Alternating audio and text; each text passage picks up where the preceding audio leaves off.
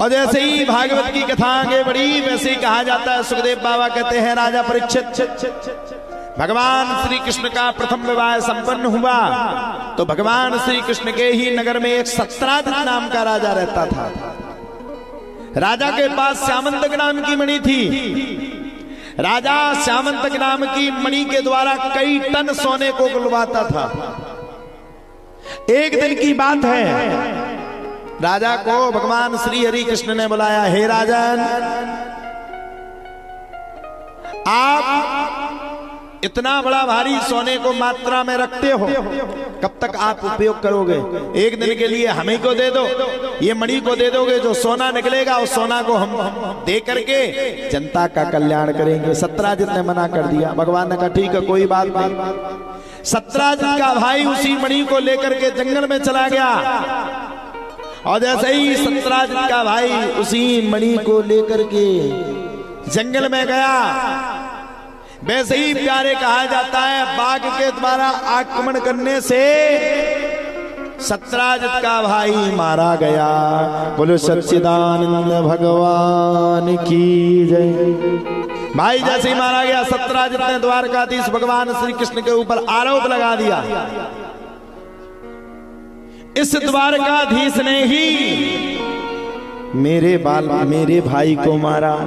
अब देखो भैया, हमने कुछ गलत किया ना हो, किसी के साथ बुरा किया ना हो, और कोई हमारे ऊपर आरोप प्रत्यारोप लगावे तो बताओ कष्ट होगा कि नहीं होगा? बताइए, होगा कि नहीं होगा? हो गया महाराज कष्ट, इतना कष्ट, इतना कष्ट, इतना कष्ट जिसकी कोई सीमा नहीं। अथाह कष्ट हुआ, और जब अथाह कष्ट हुआ तब तो प्यारे कहा जाता, अथाह कष्ट होने के तत्पश्चात ही एक सांस में बड़े प्रेम के साथ आनंद पूर्वक भगवान ही सत्राजित के भाई को ढूंढने के लिए चल पड़े। और ढूंढते ढूंढते ढूंढते ढूंढते ढूंढते एक सांस में भगवान जामवंत की कुटिया में पहुंच गए। देखा, जामवंत की पुत्री जामवती उसी मणि के साथ खेल रही थी। भगवान ने कहा ये मणि दे दो, जामवंत ने विरोध कर दिया। अब पूछिए, जामवंत ने विरोध क्यों किया? जामवंत ने इसलिए विरोध किया क्योंकि महाराज जामवंत से कोई जीतने वाला नहीं था।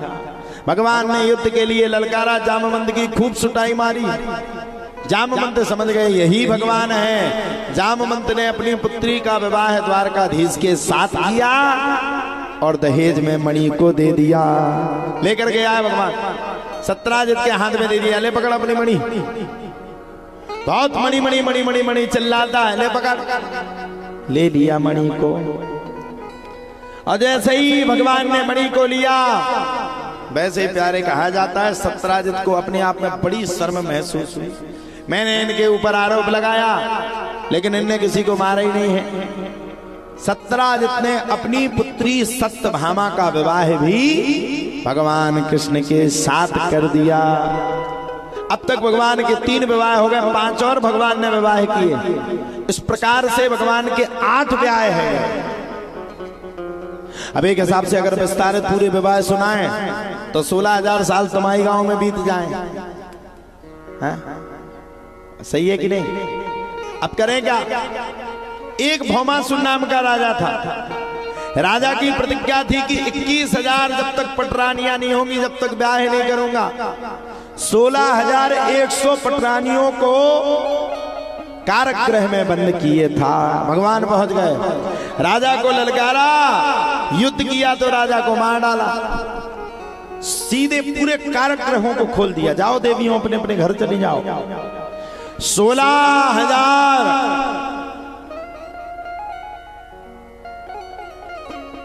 100 पटरानियों ने भगवान से प्रार्थना की, प्रभु हम कहां जाएंगे, हमारा तो कोई बचा ही नहीं आपके अलावा। तब भगवान ने कहा जिसका कोई नहीं उसका मैं हूं। भगवान ने 16,100 पटरानियों के साथ एक साथ विवाह कर लिया।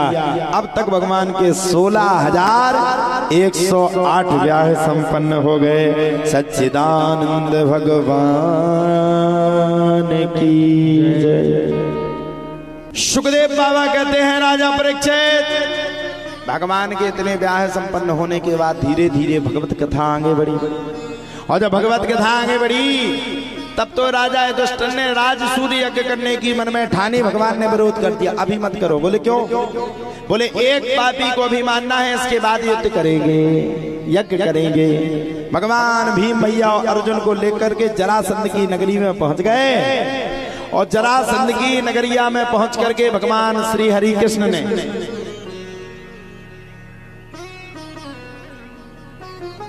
बड़े प्रेम के साथ युद्ध ही मंगा लिया। युद्ध किया तो भीम मैया बीच में से शरीर फाड़े, एक शरीर इस साइड, एक शरीर उस साइड। अब क्या करें, सब बड़े भारी प्रसन्न हो गए। तब भगवान ने इशारा किया, अहो भीम मैया, एक इस साइड फेंक दो और एक उस साइड फेंक दो, इसका उद्धार हो जाएगा। चल पड़े महाराज। जैसे ही चले युद्ध प्रारंभ हुआ। भीम मैया ने खूब भयंकर युद्ध किया, इतना युद्ध, इतना युद्ध, इतना युद्ध जिसकी कोई सीमा नहीं। अतः युद्ध प्रारंभ हुआ, और युद्ध प्रारंभ होते होते होते होते होते बड़े प्रेम के साथ भीम मैया ने जरासंध के बीच के शरीर को फाड़ा, एक शरीर इस तरफ और एक शरीर इस तरफ फेंक दिया। अब तो जरासंध का भी उद्धार हो गया। और जब जरासंध का उद्धार हो गया, धीरे धीरे करके भगवान की भगवत सत्ता आगे बढ़ी। और भगवान की भगवत सत्ता आगे बढ़ने के तत्पश्चात ही एक सांस में बड़े प्रेम के साथ आनंद पूर्वक, अच्छा हर जगह आनंद का नाम आता है भैया, हम कथा करेंगे कहीं तो तुम्हारा नाम आएगा। भगवान ने जरासंध नाम के पापी का उद्धार किया, और जरासंध नाम के पापी का उद्धार करने के तत्पश्चात ही सुखदेव बाबा कहते हैं, राजा परीक्षित, अब भगवान ने राजसूय यज्ञ किया। जब भगवान ने राजसूय यज्ञ किया तो राजसूय यज्ञ में भगवान का परम ध्येय शत्रु बैठा था, जिसका नाम था शिशुपाल। अब बुरा नहीं लगेगा, सहरा कोई बांध के आया तो लनिया कोई लेके भाग गया, अब बुरा नहीं लगेगा, ये भाग के ले गया। क्यों भाई, लगेगा बुरा कि नहीं? जल्दी बताओ, लगेगा कि नहीं? बड़ा भयंकर बुरा लगे, इतना बुरा जिसकी कोई सीमा नहीं। और बुरा लगते लगते लगते लगते लगते एक सांस में आनंद पूर्वकम आनंद लेते हुए अब तो शिशुपाल ने भगवान को खरी खोटी सुनाना शुरू कर दिया।